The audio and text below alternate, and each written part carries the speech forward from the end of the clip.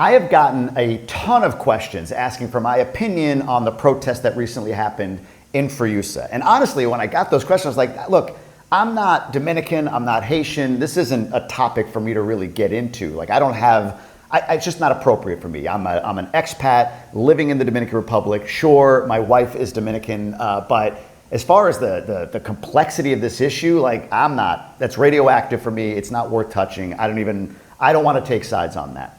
But as I unpacked the question more and got more and more of them, I learned that it was really three questions that people were asking. One, is it safe? Does this impact safety at all in the country? Two, what about the real estate market? What about investing down there? I'm thinking about buying down there. Oh my God, is this the beginning of the end? And three, what about tourism? Do you see this having a negative impact on tourism? So on those three questions, for me, I felt like, you know what, let me jump in and explain my thoughts, my honest thoughts, raw and uncut in this video on all of those things. Now, I made some notes down here to keep myself organized, so if you see me glancing away, that's why. And I might move this camera around a little bit so you know. And if you don't know who I am, I'm Jamie Gruber. I left my job in 2021, and in 2022 moved down here to the Dominican Republic with my family, my wife, and my two boys. But before I get into my thoughts on those three questions, I want to just recap what actually happened. Some of you might be like, what are you talking about? What protest? What is this? So let me dive into that real quick and give my thoughts, give you a timeline. So what actually happened? So there were protests organized in this village town area called Friusa, which is in what people consider to be the Punta Cana area, even though it's really not. It's about 40 minutes north of the airport. So it's a town, a village, 40 minutes north of here, and it is very, very heavily populated with Haitian migrants, whether they're legal or illegally here. That's where a lot of Haitians live in Friusa. The protest was specifically about those Haitian migration issues. It was saying, hey, there's a lot of Haitians in the country, many of whom are illegal. I mean, if you're in the US, sound familiar? And there's a push and a desire to say we need to get control of this, which I completely understand. The protest was organized by a gentleman named Angelo Vasquez with, I think his entity, his organization is called AOD. I don't know the exact acronym, but he organized the protest, and it was heavily promoted by a very well-known radio DJ and activist here named Alafoque. So that's kind of how it was organized. It was approved and permitted by the Dominican government. Now, many of you who understand Dominican law way better than me know that the Constitution in the Dominican Republic allows you to protest without the need for permission, essentially. However, there are laws in place that you need to get permits if it's going to obstruct the public way in any way, shape, or form. And honestly, that's no different than the United States. In the US, you have the First Amendment, freedom of assembly, but if you're going to organize a massive protest, you can't just block streets and take over towns or whatever in protest. There will be intervention. Police will intervene. I saw that in Boston when I lived there, and these people dropped themselves off in the middle of the highway in concrete barrels that they were tied to protest something. I don't even remember what it was. It just shut down traffic, and the police intervened. It was not an approved protest, and it impacted the public way. So the better way to put this is the Constitution allows it in both countries, and if you had 12 people with picket signs walking in a circle on a sidewalk, I don't think the Dominican government or the American government would really care. They might be there just to make sure it doesn't get out of control. But if you're going to start to, in this case, a massive protest, take over public streets and sort of march down the public way, it did get approved and needed to get approved by law here in the Dominican Republic, even though the Constitution does allow for protests. But that's aside. Some people made that point to me, and we're trying to clarify. I want to be very clear on that. So permits were issued to block streets and do all of that stuff in order to have this protest. There were about 2,500 military personnel, 2,500 deployed to the protest, along with police and emergency personnel. I don't know how many protesters, but it was a lot. It was a very big protest. There was a lot of passion behind this topic, obviously. At some point, the protest went off route. Both Angelo Vasquez, who organized it, and the Dominican government both said that those that went off route were a group of agitators that weren't the part of the core protest. In other words, the intent of the protest was to remain peaceful and to abide by what was permitted. And per them, not me, the group of agitators took it off route, and the police responded with, I think, tear gas and smoke bombs and other things, crowd control measures, to keep those protesters back in the area that was approved to go through. So some of you who were watching the news and saw all this stuff popping off, that is what both the organizer of the protest and the Dominican government reported after, that it was a group of agitators, their word, group of agitators that went off route on the protest. And again, This isn't the point of the video. I don't care about your opinions on it. I really don't. I want to talk about the three things, but I want to make sure everybody knows what's going on here. News outlets like Bavaro Digital in particular, and we're going to talk a little bit more about them, who report a ton of news, great outlet, but they also show you the worst of the worst. They will absolutely give you the perception of pure chaos if you only follow Bavaro Digital. In fact, if I were living somewhere else and followed only Bavaro Digital as my news source, there was no way I would even visit this country based on what you see on that platform. And I know a lot of people that message me, they're sending me Bavaro Digital imagery and posts and articles about the chaos, this entire protest. So that's kind of the sense. That's the whole entire deal. That's what happened in a nutshell. Protest happened and so on. Now, one thing that I didn't put in my notes, but I'll add to it, is there is a request submitted to the Dominican government to redo this protest next month.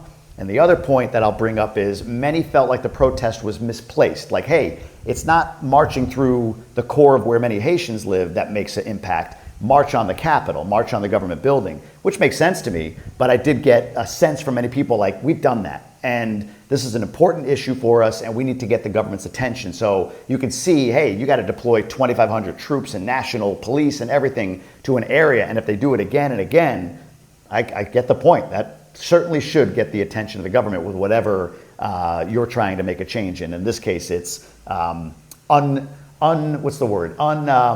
unabashed or uncontrolled Haitian migration. That's what's essentially at odds. That's what's being protested here. All right. So the next thing is, or the first question is it safe here? So, look, migration here is a deep, complex issue. I'm not here to talk about should they be here, should they not be here, or any of that. I do believe countries have borders for a reason, and I do believe countries need to control those borders. I do understand that there's a lot of Haitian births in hospital, like a significant percentage, and that as a society for the Dominican Republic, another culture having that many births in your country is a concern. Absolutely. The DR has legitimate concerns about border control from my perspective, and they should. The cultural misalignment is a big concern there as well. However, from a safety perspective, this is a standpoint of like, okay, I want to travel down there and I'm seeing this zoomed in version of what's happening. Is it safe there? Well, here's my response to that. For those that watch this channel, and again, those that watch this channel are, middle to higher income, mostly Dominican American, Dominican Canadian, Dominican European, who have a desire to invest or repatriate here. Those watching this channel are not lower income Haitian or lower income Dominicans that don't speak English. That's just not who's watching this channel. The impact for them is very different. There are channels and creators out there that do great jobs capturing the impact for those folks, 100%. That's not what I live, so that's not what I can report on. I can report on those that relate to me, like, hey, yeah, you live down in DR, we really like the lifestyle down there, we want to take sort of like the benefits of all we have in the US and live down there. That's who I speak to. So is it safe? Well, what I could tell you that on protest day, life was very normal here, generally speaking. I think when you look at Bavaro Digital or any of these outlets reporting the news, it's so hyper zoomed in that it feels like from the southern tip of Cap Cana all the way up through, Macau, that there's this like festering tension and there's this sort of on edge and people are like maybe carrying a piece or a knife to make sure they're not going to get attacked. Like, I feel like there's this perception from the news that it's just like overwhelmingly tense here. And that's just not real. That's not real. I can report on that as a guy living here in Punta Cana. In certain neighborhoods, absolutely it's real. But that's like a 3-block radius where the protest actually happened. It's a small little area, very heavily populated. And again, you saw the tension that was there. But that's not indicative of the entire area. Here's a few realities. A lot of people I talked to and said, hey, what do you think of this protest? Locally, we're like, what protest? Had no idea. I went to the beach because it was Sunday, and that's what we do. My family goes to the beach every Sunday. And we were there with a whole bunch of other local families, Dominican and otherwise, that also go to the beach with their family on Sunday, and our kids played. After the beach, I went to Nacional, the grocery store. And at the grocery store, I met a very nice young lady from La Romana, who's Dominican, moved here from Washington, D.C. She recognized me from my content. We had a great conversation. I went in and bought steak to go home and make for me and my family. Very normal otherwise. I went into downtown. I was all around the area, and it was kind of normal. There was nothing really at all different about the area. That same day, Amstar, I know this on some inside info, Amstar was delivering a bunch of executives to, at 3 o'clock, like when the protest was taking place, to their resort that they were going to for a corporate retreat in Cortecito, which is right next to Friusa. And there's no report of a bunch of executives being mowed down because of this perception of it being completely unsafe. So I guess to be clear, daily life for people like myself didn't change. Daily life for most people in this area didn't change. Daily life for the entire country for sure didn't change. But the protests definitely got attention, and that's what protests are supposed to do. So good for them, good for those organizing. There is a lot of amazing people that are truly concerned about their country, and they want to make sure the government hears them, and I completely respect that. But that didn't change the perception of safety. That didn't change day-to-day life one little bit. Some of you may, from afar, say that it will. That's your opinion. I can't change your opinion. But what I can report to you is, I live here with my wife and kids. If you follow me, you know I love them more than anything. And I'm still here. And actually, we just decided to sell our house in Michigan so that we can buy here. I'm not going to do that if I've got any inkling, even a little bit like, oof, this could create some pretty tough events for us. I don't see it. I don't feel it. It's not real for me, for people that are living like me here in the Dominican Republic, and specifically here in Punta Cana, which many people are equating the area to these protests in Friusa. And it's two different worlds. So from a safety perspective, honestly, I don't feel one bit of change. The next question is, what does it mean for real estate investment? The big fear being, is the chaos going to tank it? That's what I got from people. Like, is all this chaos, their perceived chaos, I should say, is this going to tank real estate? And here's the honest answer to that. I think the bigger the bigger impact on real estate likely is if there's more traction on mass deportation. Just like in the States, there's this whole debate about if you deport a lot of people from South America and Mexico, that the labor costs go up and therefore the cost of living goes up. That's the same feeling or perception here, I believe. If Haitian deportations increase, or people are not let back in as soon as they're deported, which is a big criticism of the current administration, then what you're going to see is a reduction of labor, which means you're going to have to find other labor, pay more for it, which drives up cost and slows the pace of development. Now, there's good and bad to that. The good is for those who fear oversaturation, well, construction will slow down if that's the case, right? So there you go. It doesn't go quite as fast. The second thing is that prices go up, which means if you're already invested, then your investment is getting equity. If you haven't invested yet, then you can, and that price will go up. So those are to me the bigger impacts. That said, the news cycle and the perceived chaos can have a short-term impact for sure. It always does. I mean, look what's happening in the States, right? Trump announces tariffs, and what happens to the market in the short term? It tanks, it goes down.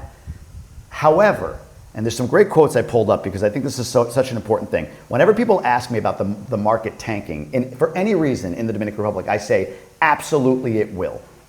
Absolutely it will, at some point, for some reason. Might this be the reason? I don't know.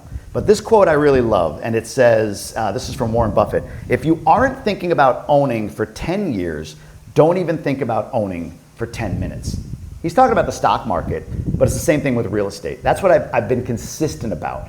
If you're looking at I want to buy today and that property cannot go down in value for the next year because I'm going to get out. I want to be able to get out in a year. If I don't like it, I got to sell in a year. That's not how you buy and invest in anything, especially real estate, and especially in a speculative market like the Dominican Republic is.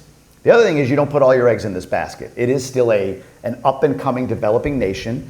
Punta Cana is the most developed of that developing nation, but you don't put all your eggs in one basket. So whether it's fear over the news cycle on these protests or something else that you fear, when you buy here, think about 10 years, not a year or 6 months or whatever. In fact, do this for me. Go to the Dow. Go right now, type in DJIA in Google, and I want you to look at the today's, whatever today is as you're watching this, stock market. Maybe it's up, maybe it's down. I don't know, but it's going to be, right now as I record this, it's down, April 1st. If you go to 5 days, it's pretty flat, maybe slightly down. If you go to 6 months, again, flat, slightly down. Go to a year. Today, the Dow is trading at 42,000. A year ago, it was like 29,000, something like that. So in a year, it's gone up. Now go to 5 years. Now it wasn't 29, I'm sorry, it was like 39,000. So it's gone up about $3,000 in the last year. Go to 5 years out, from April 1st, the Dow was trading at 21,000 5 years ago. It's trading at 42,000 on a downturn today. You see my point, right? Like, too many people, and this can't be you, those who follow me, this can't be you, invest and then watch it every day. They watch it every single day. And when it goes down, they freak out and sell. But if you hold, if you go into it like, I put my money in there, I understand what I did, and in 10 years I'll take a look, even if the market is down from wherever it was 10 years from now, like it is right now, it's still higher, I guarantee, than it was 10 years ago. In this case, the market doubled in 5 years, even though the market currently is in a downfall because of the Trump tariffs. So can the short-term news cycle impact real estate here? Absolutely. Might it for the next few months? Absolutely. For me, does that mean I'm going to stop buying? I just told you, I'm looking to buy one of these houses, 6, 7, 800 grand. I'm looking at buying one of these right now as we decide to sell in Michigan and fully commit to owning and living here. I'm not waiting to see what happens in the next 6 months. Like, you buy now, because I know in 10 years what it'll be. I know what it was 3 years ago when I moved here. I wish I bought in this neighborhood 3 years ago. I could have bought for 40% less. It's insane. So that's the reality of real estate. Yes, there could be a short-term decline or impact in the demand from international investment because of what they see in the news. But long term, and I've said this before, Cap Cana is a great example, this massive development to the south edge of what people consider the Punta Cana area. In '08, it went bankrupt, the whole project. It's huge, like the size of Manhattan. Went bankrupt. However, if you bought a condo in '06 there, or a house at the peak, I guarantee you today, that's 20 years later, you're doing all right, even though they went through a bankruptcy. So short term, things can be impacted. Long term, there's nothing at all fundamentally suggesting that this market is anything but strong. Is anything but strong. There's too much international investment, there's too much interest. GDP has quadrupled per capita in the last few years here in the Dominican Republic. That's a reality. These are all real stats. Some people can fearmonger and talk about what I'm not considering and this, that, and the other. You go do that and you stay on the sidelines, and I guarantee you, I and others that decided to invest now or a year ago or a year from now, even if it goes down right after, in 10 years, we'll be very happy we did. Whether it's Punta Cana, Las Terrenas, Miches especially, incredible spots. In fact, there was another quote I saw that I pulled up because I wanted to prepare for this, and it was, here you go, Peter Lynch. Far more money has been lost by investors preparing for corrections or trying to anticipate corrections than has been lost in corrections themselves. I'm going to read that again. Far more money has been lost by people preparing for the correction or trying to anticipate the correction. They've lost more money doing that than they've lost in the corrections themselves. Think about that. That to me is a quote that sums up everything I talked about. If all your brain and ears heard was that I said there won't be a downturn in the market, well then you need to hit rewind and hear what I said. Every market corrects. Every market. The timing of when you need to sell, if the market's down from where you bought it a year from now, you got caught. But if it's a 10-year cycle, even if the market's down from its high in 10 years, I will bet you good money that it's still higher than it is today. I hope that makes sense. So do I fear the real estate market crashing because of this? I can see where there's going to be maybe a potential drawback in the short term, but that is, what is the other Warren Buffett quote? Be fearful when others are greedy, and greedy when others are fearful. So to me, it's like, that's the time to invest. I'm buying.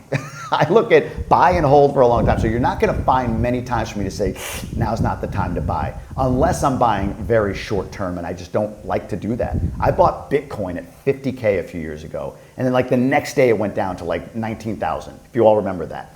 Now it's whatever it is, 80, 90, it's been over $100,000. So if I got panicked, and I admit I started to a little bit, that Bitcoin was going to go to zero and I sold it, I would have sold it a $30,000 loss per coin. But instead, now I'm sitting on a $30,000 to $40,000 gain per coin because I waited.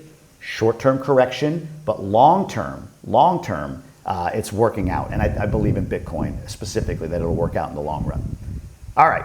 The third fear, the third concern that people have is, what does this do to tourism? So again, I had some thoughts organized here. I want to talk about this.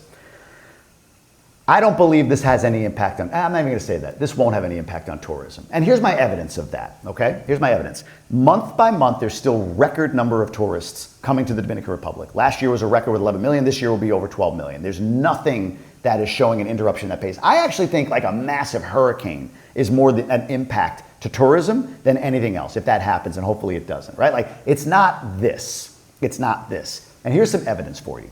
American Airlines just announced 4 new direct routes: Raleigh-Durham, Indianapolis, Pittsburgh, and Nashville to the Dominican Republic. Spirit Airlines, which maybe not the best with their bankruptcy, maybe not the best to trust right now, but they announced a new route from Detroit down to Punta Cana. These are all the Punta Cana, by the way. So, and I think that's important. Some people are like, what about Santiago? People want to come to Punta Cana.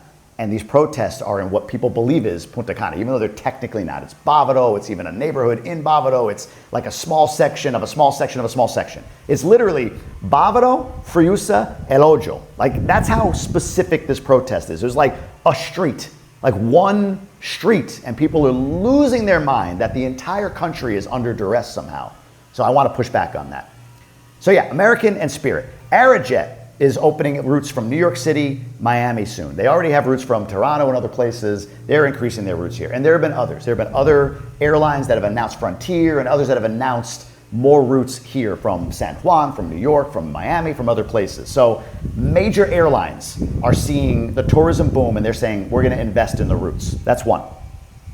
Massive hotel chains. The W is about to, or just has opened, their first ever all-inclusive property, and it's here in an area called Ubero Alto, a little north of Friusa, but the Punta Cana area, so it's still kind of up there. But still, the W is invested in their first all-inclusive here in Punta Cana. In Miches, a little further north, you've got Four Seasons, Dreams, Secrets, Hilton, Marriott. There's a Marriott hotel there now. All these hotel chains who have armies of people analyzing markets. You think they're going like, Haiti? There's a Haitian migration. We didn't know anything about this before we dumped billions of dollars into that market.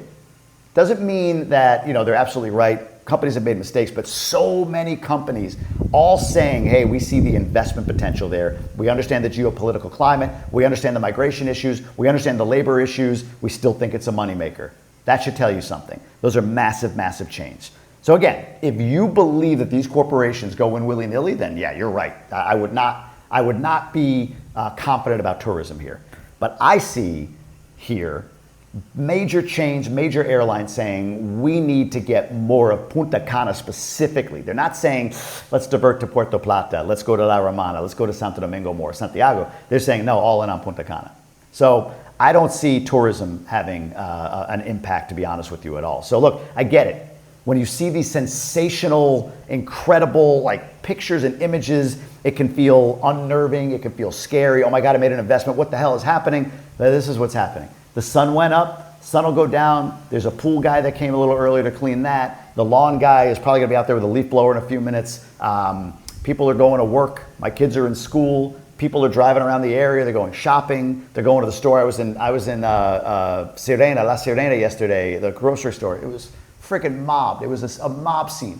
The lady behind me, the lady in front of me, who might have been Haitian, to be honest with you, I couldn't quite tell, saw that I had one item in my hand and she let me cut her so that I could pay for my groceries. And she had a whole basket full of stuff, right? So, like that's what's happening day to day. It's just kind of normal life. So I want to lower the temperature on some of this a little bit for those who follow my channel. I'm not looking to lower the temperature on the protest. That is not my place. I am not disregarding what the protest is about. I'm not saying that the protest isn't legitimate, not even a little bit. In fact, I would celebrate the fact that protests can happen in this country freely, meaning even though they needed permits, but like the government approved a protest here. Like that's true democracy. This country is actually demonstrating true democracy. I'm buying here. I'm here. I live here. I don't want to be in an unsafe place with my family. I don't see or feel these perceived tensions. So just real quick recap. From a standpoint of safety, to me, like, calm down, folks. Listen, here's what I'll tell you. If you're watching Bavaro Digital and believe that that is the reality of the area, please do not come here. Do not move here. Stay away. It's not for you. You're right, because I can't convince you otherwise. On the real estate side, I do see the news cycle creating lack of confidence by some international investors, which could correct the market a little bit in the short term. But again, if you're trying to, what was the quote? More money has been lost anticipating corrections or avoiding corrections than there was actually in the correction. To me, it's if you've got a short-term time horizon, do not buy. If you've only got 50 grand to your name and you're putting it all in the Dominican Republic, do not buy. But if you're saying, nah, look, this is something I could buy for retirement, for my future, to have for my family, just to go down on vacation, maybe I can Airbnb it from time to time, but no big deal if I don't. Like, oh my God, I'm not stopping. I'm not stopping. I'm buying here, I'm buying in Cortocito right now, and I'm buying in Miches. And there's some links down below for people who might say, oh yeah, by the way, what's up with Miches? What's it? You can fill out some interest forms, and I can make sure you get contacted the moment some of these opportunities come online. But I'm buying there because the future, long term, 10, 20 years from now, that's what I'm looking at as the great investment. That's what I'll leave for my kids in 10 or 20 years. Like, wow, dad had these condos and this land up in this, he bought the beginning, unbelievable. That's what I see from a real estate perspective. And lastly, for tourism, the beat marches on. And I think there's a lot of comfort and proof in the fact that massive corporations, not one, many, big brands, luxury brands are saying, we want to invest down there. I'm sure that I will face some criticism down below because people aren't hearing me. They're going to hear me not understanding the dynamics. It's not what this video is about. This video is not about understanding Haiti versus Dominican Republic. That's not at all. And I don't want to be the guy. That's not my brand. I did this Barrick Gold video that I took down because it was like, it felt like I was in an activist land. Even though I felt like it was a balanced video, I don't want to be that. I love where I live. I truly, from the heart, believe that this country is an amazing place. I feel like I've struck gold by moving here when I did. I have a family, thank God, from the Dominican Republic. My wife is Dominican. My kids are half Dominican, right? So I feel totally blessed to be here. I also feel blessed and acknowledge the privilege of my lifestyle and what I'm able to do here. Anyway, this isn't about Haiti, Dominican, Dominican, Haiti. This isn't about the protest. This is about those three questions. Is there an impact on tourism, on real estate, and on safety? And I hopefully have given you a clear opinion on all three that you can take and do whatever you want with. Whether you buy or don't, whether you believe me or don't, completely up to you. But there you have it, all that asked for my opinion. That's my opinion. I hope you're all having a great day. I'll see you on the next one.